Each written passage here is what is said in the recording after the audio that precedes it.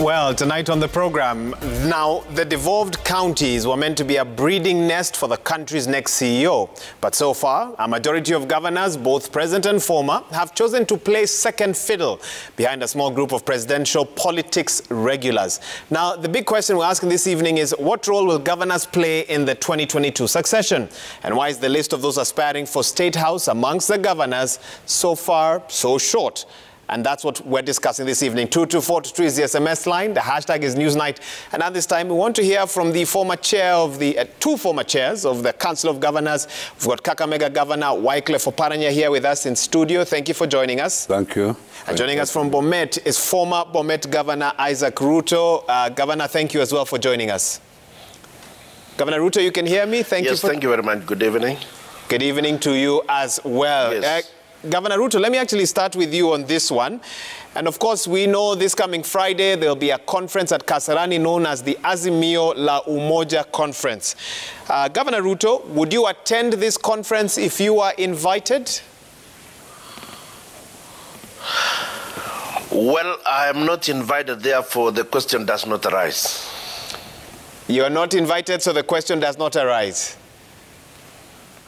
Yes. Okay, maybe you should have asked Governor Oparanya for an invite. He's here with us in studio. Governor Oparanya, you'll be there, I assume, as a deputy party leader of ODM. What's your role there first? Let's start there before you respond to Governor Ruto. I'm part of the organizers, and I think that Governor Ruto is on the invitation list.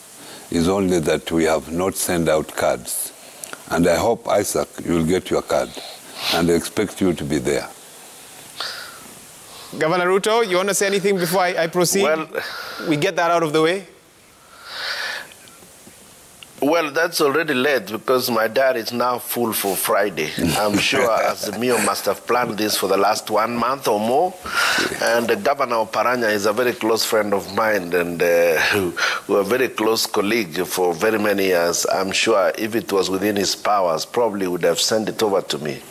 As a party leader, I would have no reason to object or to turn down the invitation. That does not necessarily mean I'm in the alliance, but it would be useful to attend in the interest of camaraderie. And especially because you are supporting Raila Odinga when you are in NASA as one of the principals, which is why I asked you that question. Yeah. Yes, I did support him last time. Mm-hmm. Yes, that's true.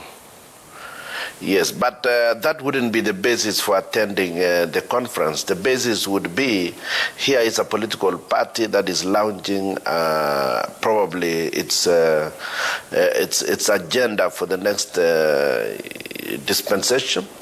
And as a party leader, I would attend almost all the other party conventions whenever they do invite us. We've been invited to other countries, like, for example, Tanzania. Last time when Magufuli was there, and a number of other places we've attended as a political party.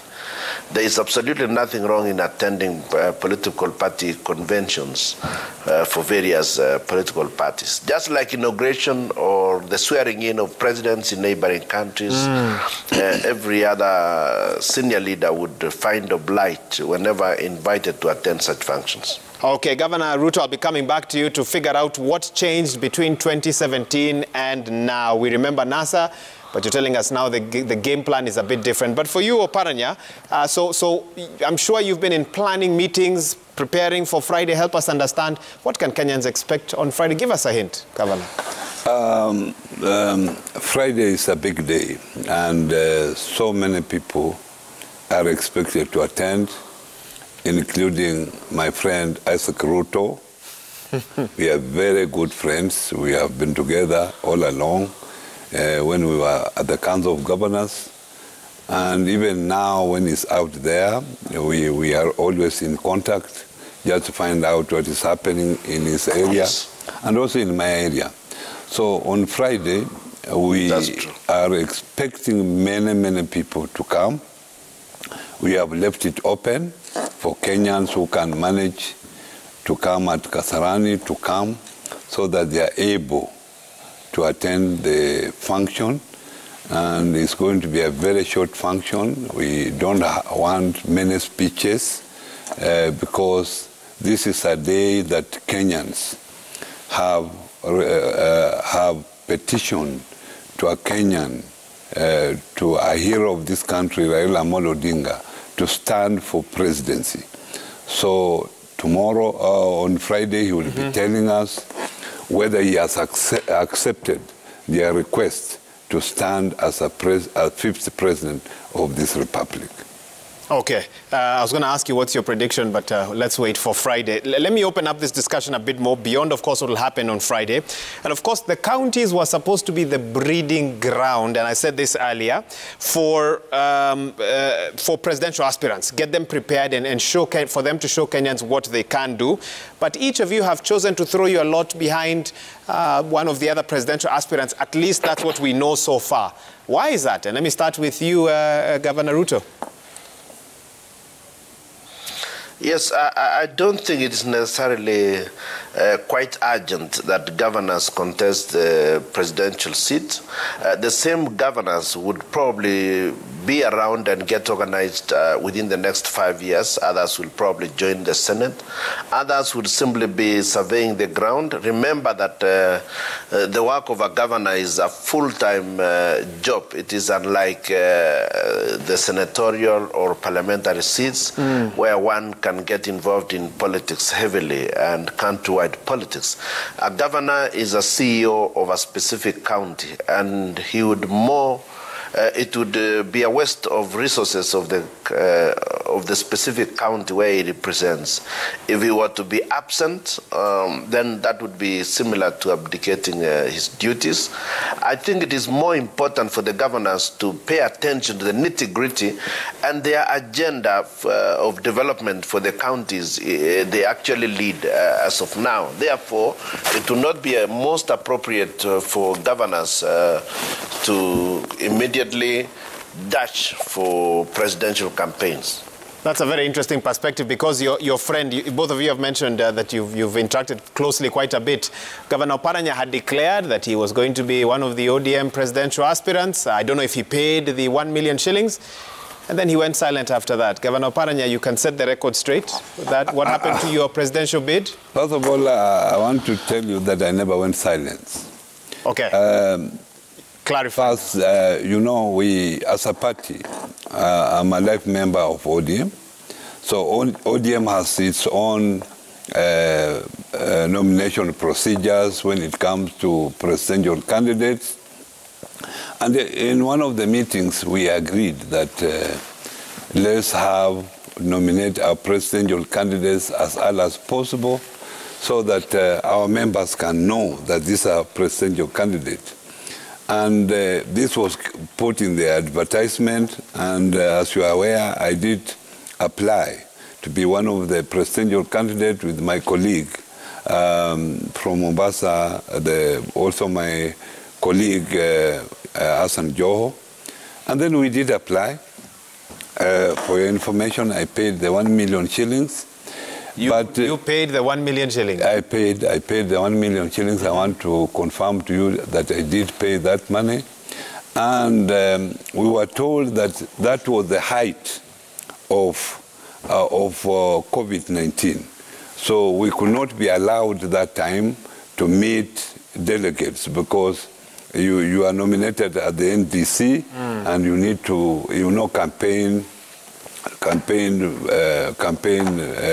go around campaign, meet the delegates so that they are able to vote you when there is the NDC.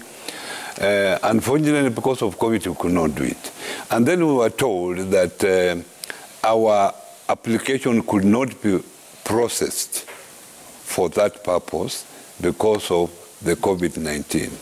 So we waited, and then thereafter, we have not got information up to now what happened. But obviously, you have seen that we have been going around with our party leader, and people have been urging him to stand for president.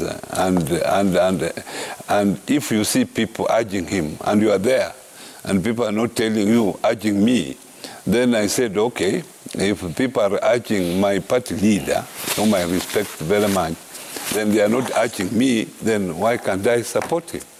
Governor Oparanya, are you telling us as the ODM deputy party leader, till today you don't know the fate of your presidential application complete with 1 million shillings? I can tell you I have never got a reply up to now. Have you gotten a refund? And I'm very sincere. That's what I'm telling you now. And no refund as well? No refund as well. But as soon as there will be other candidates, yes, and that my application was not processed, then I will demand for my refund.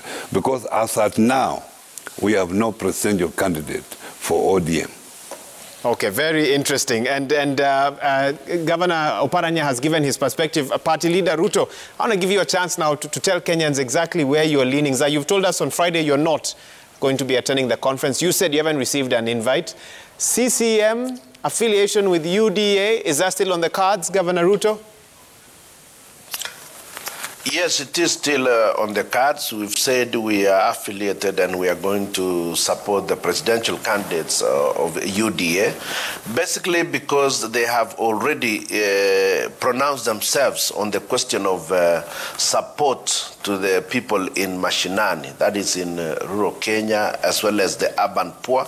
They have talked about the bottoms-up approach and the possibility of allocating more resources to deal with the people at the grassroots.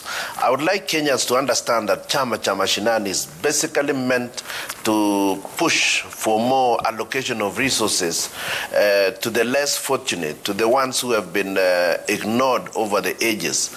Our main agenda is to change the budgetary process towards a more friendly budget and not just one that is based on the high-sounding economic issues that we have always been listening to since independence. These are economic tools that have actually failed to work or make an impact on the ordinary Kenyans. We would like to hear more about presidential candidates talking about economic tools that are going to spur productivity at the rural areas, productivity in our farms. What are we talking about? How to sort out unemployment all over the country. We must shift away from creating employments in urban centers.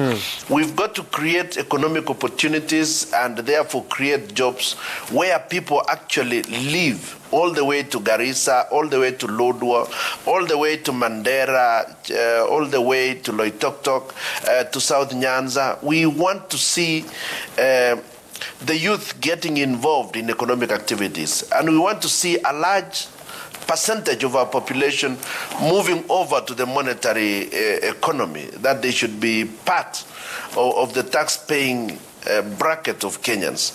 So therefore, UDA have pronounced themselves on this question of bottoms-up approach, which we believe they are going to explain much more about how they intend to do that.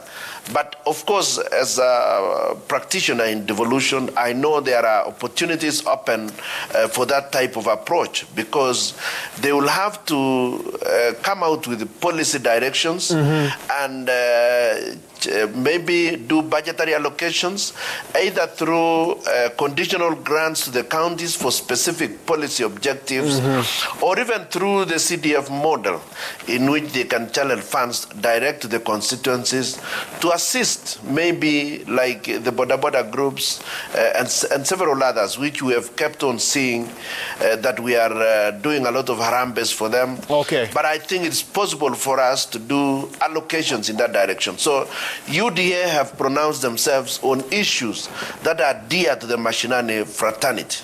Governor Oparanya, you've had party leader Ruto there talking about people out there with high-sounding philosophies.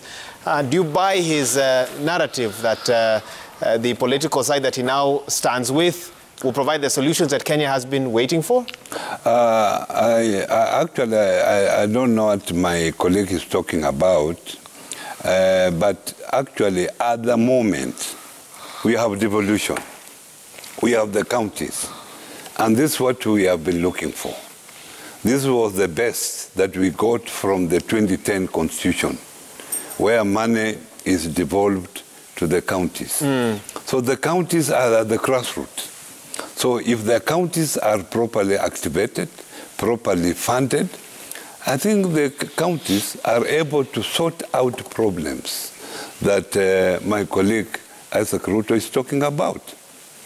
And that's why we have been saying as a party, we have been saying that more resources should be devolved to county governments. And unfortunately, BBI could not go through.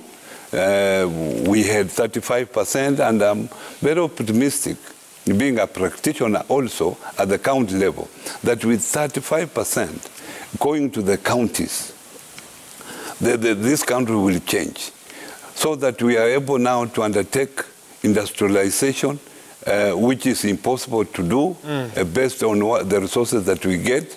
And I don't understand their bottoms-up approach, if it will be different from what we are doing from the grassroots in terms of devolution.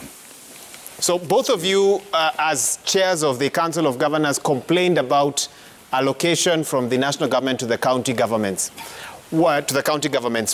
During your terms. What guarantees do you have? And let me start with you first, Party Leader Ruto, that the political formation that you support will keep their word and devolve more money to the counties after 2022. What guarantees do you have?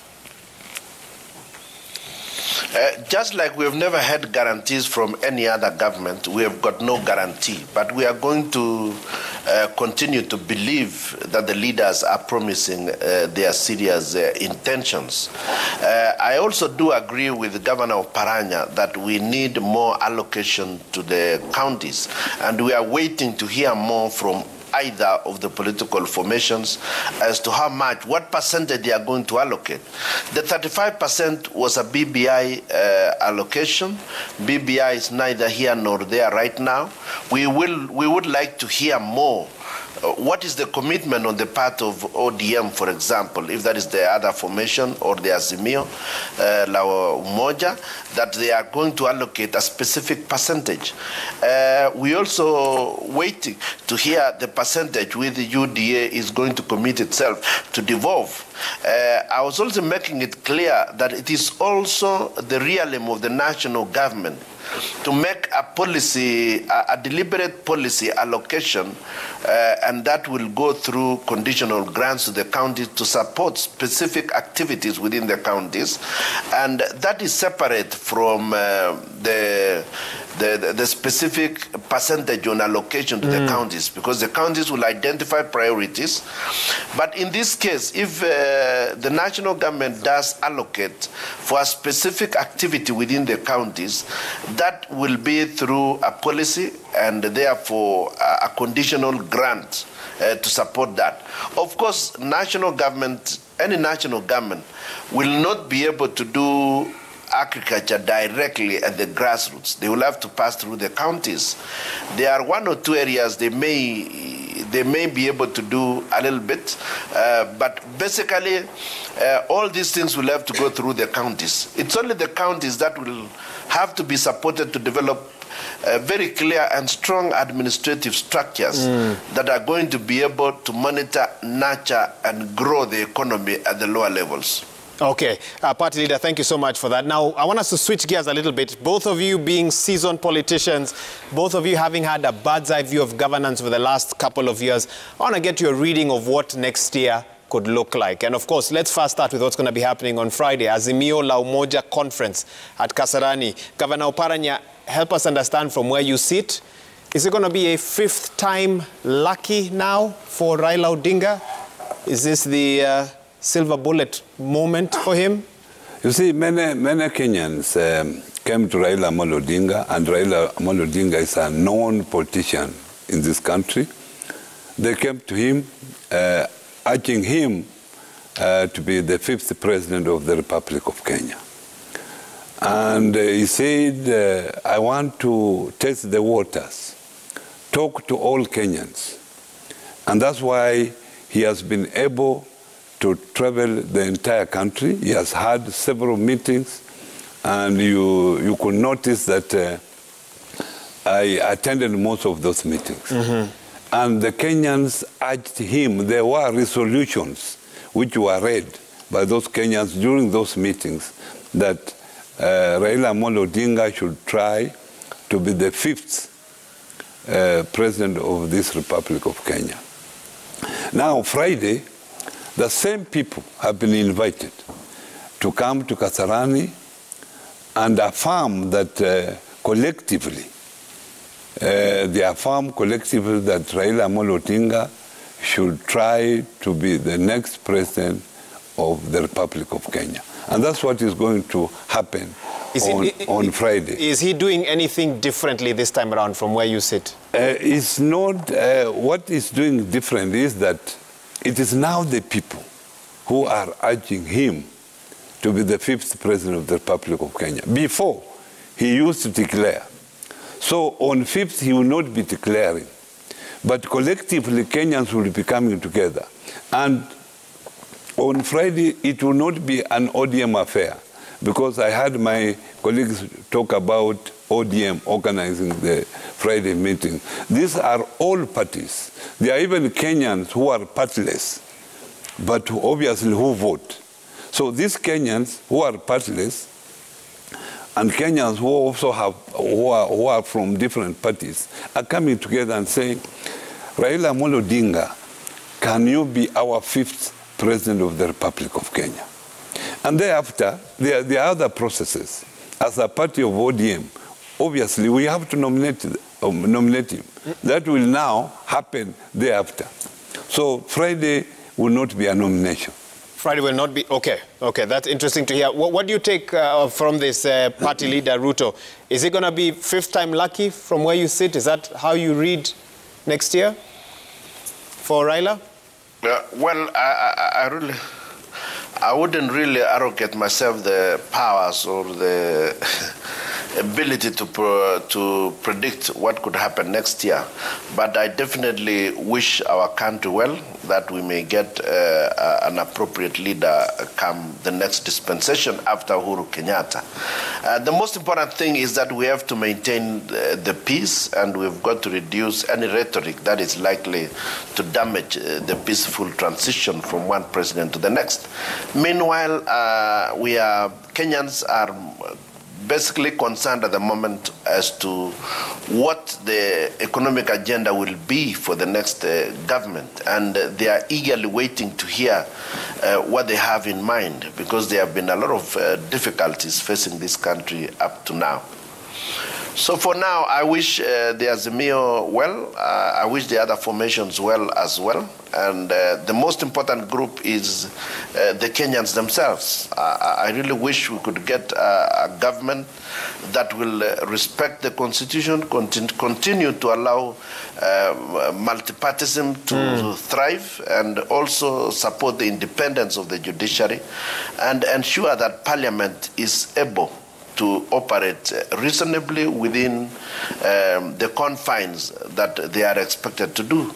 So we want to hear more from the presidential candidates as to what their real agenda is, as opposed to generalities. We would like to know what specifically do they intend to do on devolution, what specifically do they intend to do on how to spur productivity in Kenya. I'm more concerned about productivity, because we have turned our country into a huge supermarkets for imports. We have also driven our country into serious debts. There is the question of shared resources between the different generations. We are overborrowing. What is the agenda of the various presidential candidates? How do we reduce debts? How do we stop over-reliance on foreign debt to fund our budgetary process? And the ghost projects, the excessive investments in things that never quite materializing. So we would like our presidential candidates to now be serious, and start addressing these issues. Party leader, because I was then going to ask you what your making is of, or what you make out of Deputy President William Ruto's bid, but I don't know if you'll answer it because you still haven't quite answered my other question as well. What do you mean? What is your take on Deputy President William Ruto's bid? Do you think he could pull off a first-time win? everything is possible in politics. Everything is possible. Anything goes. Because the decision will be upon Kenyans. There are situations in which, even I remember in West Africa, a DJ woke up from the studios of being a DJ, and the next thing he was the president of that country. So anything is possible. So for you, Governor Oparanya, where does this leave the One Kenya Alliance, including your good friend Musalia Mudavadi? Yeah, before I answer that, you know, we were together with my colleague here, Isaac Ruto, and I remember once he was a principal of NASA, and in fact, if NASA won elections, he was to be in charge of devolution, devolution ministry. I don't know what happened. We personally have very high respect for him. I don't know how or why he decided to go local. Maybe they say politics is local. Do you think he's listening to the ground? You know? So I think is that survival, or I don't know. But as a Ruto, let me tell you that I have high regard for you. And I think that you should be one of the Kenyans that you should be looking ahead so that this country has a leader that will move it forward. And then I can now come to your question. No, you've posed a challenge. Governor Ruto, Governor Oparanya is curious as to your political transformation, so to speak. He's seeking clarity. Maybe you can just respond as a former NASA principal. I have not made any turnaround. I have not somersaulted. I'm still focused on what I've always been focused on. Remember, I joined the NASA brigade because they pronounced themselves very well on questions on devolution and questions of more empowerment to the locals. You will recall that the last time when I agreed to support the UDA brigade, they were the only ones who had pronounced themselves on this question. NASA had started disintegrating, and it was not clear what the policy guidelines were. And I made it clear that I was not supporting the UDA brigade because we have got similar names with their preferred presidential candidates. But basically because the pronouncement they had made were resonating well with the Kenyans, that we can have an agenda that will now focus on the ordinary person and not the continued rhetoric on economic issues that have never borne fruits. So me and Governor Oparanya, we still continue to stand on the issues we continue to stand for as the Council of Governors, that we still want a devolved system that is strong, that in my view, I've continued to make it clear that I expect that any presidential candidate that is coming on board will have to tell us the position of the Council of Governors. They will have to tell us the position on Loans and Grants Council. They will have to tell us about the position on staff of the counties as to whether they can be declared as part of the national public service. There are several issues that were never finished by Wamwangi. There are several issues that were never finished by Nyachai Charles. And several that were never finished by Cheserem. And these are serious issues which the Council of Governors have. What is the position on the Intergovernmental Relations Committee? What is the position of the summit? Is it going to be recognized? Are the presidential candidates coming on board going to recognize this question? Okay. We've got serious questions with the way ODM manage itself. Take, for instance, the sharing of the political parties fund.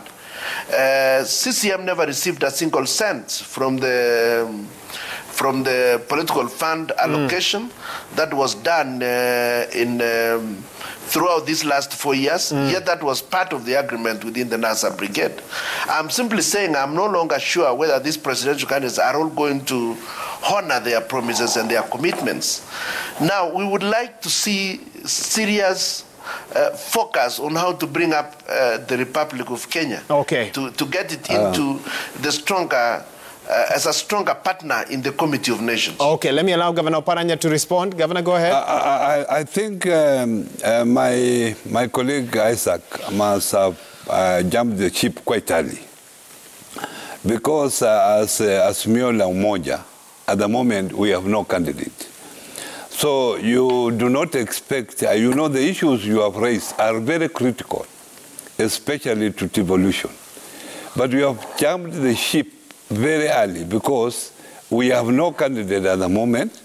We will know maybe on Friday if we have a possible candidate. And even if we have a possible candidate on Friday, there will be no manifesto.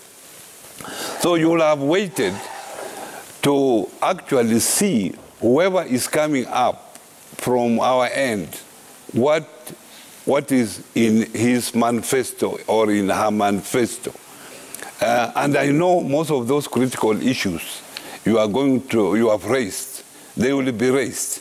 What about if they are raised? Then would you change your decision to localize yourself? Party leader, you've been asked a question. Myself. I'm still on devolution. Yeah. You're being asked whether it's all about survival.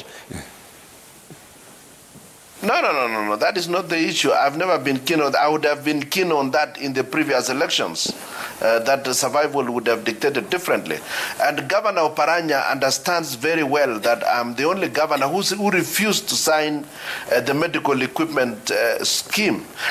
Myself and Governor Oparanya, we stayed on until very late, not because we were not being harassed by the establishment then. And if I was very keen on survival, I would simply have coiled my tail and said, yes, I must surrender. But the point, ever since, throughout my political career, I've never surrendered to any pressure. I've always followed my concerns and tried to consult and read widely. And what I believe in has always remained constant. But assuming, and I think Isaac, Oparanya understands this as well. We have continued to consult with Oparanya even during this post-2017 period. Assuming, my colleague Isaac, that issues that you have raised about devolution and about the economy are addressed in the manifesto of my candidate, are you able to change your mind and be on our side?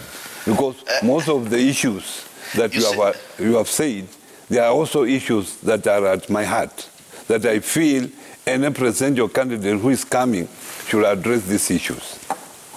Will you change?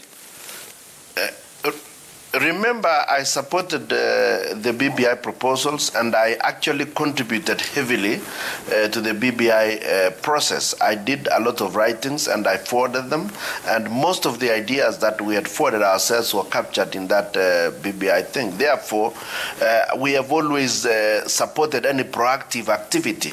The point as of now is that there is no clear proactive statements coming from the other presidential candidates. Okay. Be that presidential candidate, my former colleagues whom we worked together at in NASA, none of them has clearly pronounced himself. You, Oparanya, you have not declared you are contesting the elections. You seem to be coiling backwards. That is why I no longer know. So what happens? The only person who has made some statements in that direction is William Ruto. We are only waiting to see the concretization of those ideas that he's talking about. That how then does he intend to achieve this? But when he started giving us the indication that he was moving in that direction, and I'm telling you, my colleague governor, is that a lot of Kenyans have started looking at that promise to see the realization of that promise on how to deal with the ordinary Kenyans who have never quite gotten jobs and those who are struggling. So what is the solution? They are mentioning it. So we believe, a lot of people believe that something could be coming up in that direction. That doesn't mean the elections are over. You are coming on board, hopefully in the next few months. You have said Raila Odinga is coming to listen to the Kenyans at here at that place to see whether he may contest or not.